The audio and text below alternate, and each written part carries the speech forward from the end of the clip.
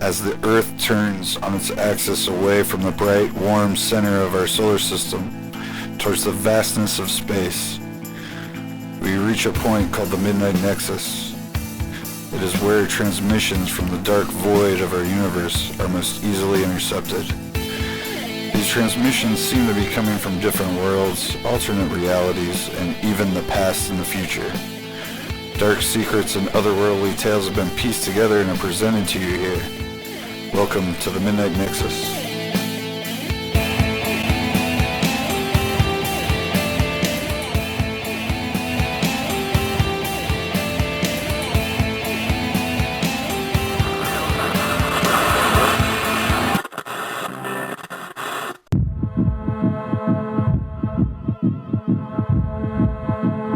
Secrets and Caverns, written by Randal W. Woten.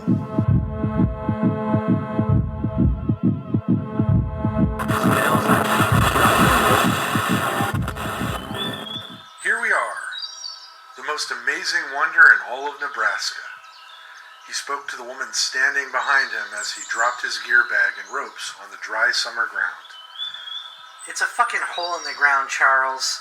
A hole the size of a sewer entrance in Manhattan. I hope you didn't drag me all the way out here for just this. She points to the hole in the earth that Charles is now hovering over and inspecting. It's just like I remember it when I first found it all those years ago.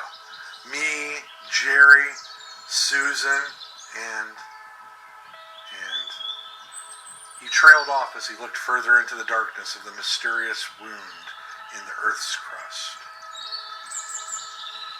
Well, if I remember correctly, you guys don't talk anymore. Charles, are you listening to me? She said impatiently. Yes, dear. The entire state of Nebraska can hear you. Will you lower your voice, please? Everything carries on the wind out here. And we're kind of trespassing. I didn't tell anyone we were coming. He spoke as he began to unspool his spelunking gear and ropes for the descent into the darkness. Don't talk to me like that, Charles. I'm on vacation. I'll speak loud or soft, however I want. This all better be as magical as you said. I'm expecting to come back from this trip engaged, you know. I've got to crawl down a hole for that to get a ring. I will. She spoke angry, but in hushed tones as she put her gear on too. Charles turned away from the darkness of the rip in the earth and watched as Jenny took her soft brown hair and pulled it into a perfect ponytail. Her porcelain skin shone in the heat of the midday sun as her brown eyes sparkled and danced in the light. In that moment, she looked just like Betty. Betty. Stop it, he thought. Stop it. Keep cool. Keep cool. You ready, honey? I've got the rope secured, and since you're smaller than me, I figured you'd go first, Charles said, walking over to her. I believe I am, she said as she inspected her final straps. Charles checked her straps once more. They were all secure. He walked to the edge of the hole and connected her to the ropes. He tightened everything once more and gently lifted her up as she dangled over the edge of the darkness. She'd been spelunking a million times. It's her hobby. Hell, it's how she and Charlie met in the first place, exploring old mines out west with a group of college drifters. That was before Charles inherited his father's money and became one of the most powerful and wealthy men she had ever known. In a few hours, she was going to be Mrs. All-Powerful. She kissed Charles on the cheek and lowered herself into the darkness as Charles anchors her and steadies for her descent. 20 feet, 25 feet, 30 feet, 40, 45. Charles was yelling out when his voice began to drift in the darkness. She heard 50 feet and then felt a thud under her legs. She was now on solid ground, 50 feet into the earth. She got chills of excitement and a bit of danger. She flipped her headlamp on and pulled on the rope. All set, babe. On solid ground. Your turn. She yelled up. She could hear a faint response, but she already began to explore. The hole in the ground, the wound in the earth, opened to a cavern that looked like it had been carved into a giant cathedral. Huge pillars and columns stood before her, inviting her into a hallway. She knew she should probably wait on Charles, but he had already seen this place once. It was her time to explore with her own eyes. Each brick that made up the hallway floor was hand-carved with what appeared to be some long-forgotten language written on the top. She made her way forward. After a few minutes of stumbling through the long hall, the cavern opens once again to reveal what looks like giant pews carved of stone, and in the center, a stage, a giant stone stage, which hung a huge crucifix across the middle. She wandered closer to the ancient altar and turned her headlamp on the brightest setting she had available.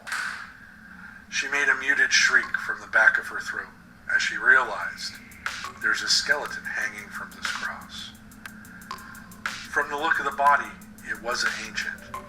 The clothes suggested a fellow traveler or explorer. The chest cavity empty, ribs removed, and placed on the altar to spell some sort of ancient word. Her senses now overwhelmed her. I have to get out of here. Now. She started to back up quickly from the altar and turned to run.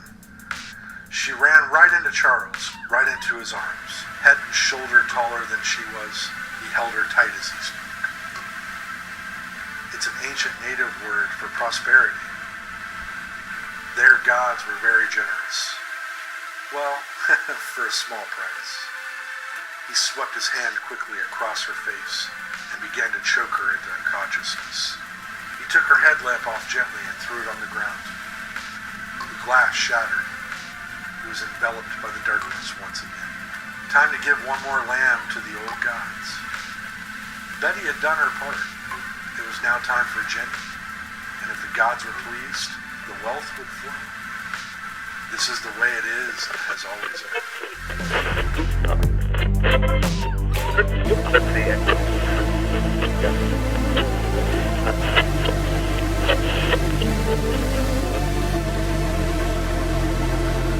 Can you hear it?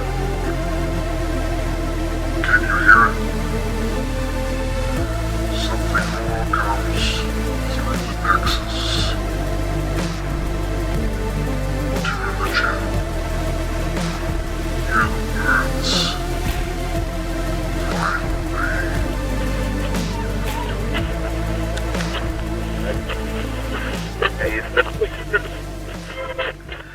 They made up their minds and they started packing. They left before the sun came up that day. Exit to eternal summer's lacking. But where were they going without ever knowing the way?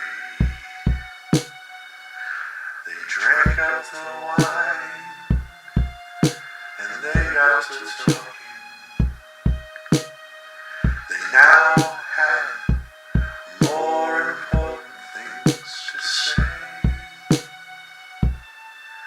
And when the car broke down, they started walking. Where were they going without ever knowing the way? Anyone can see the road that they walk on is paved in gold. And it's always summer, they'll never get cold. They'll never get hungry, they'll never get old and gray. You can see in their shadows wandering off somewhere. They won't make it home, but they really don't care. They wanted the highway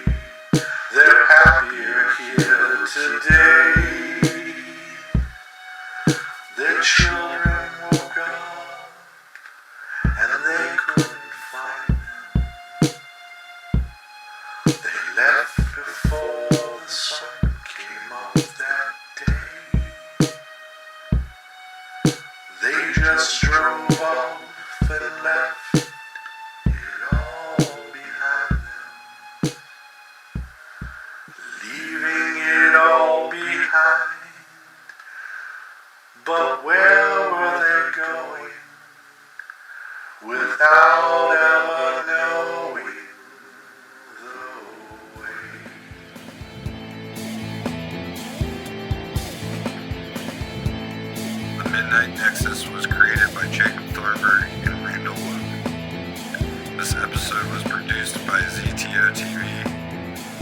The episode was read and written by Randal W. Woten. For more short stories by Randal Woten, check Amazon for such titles as A Crimson Autumn and Farewell Forever. Also, remember to subscribe to ZTO TV wherever you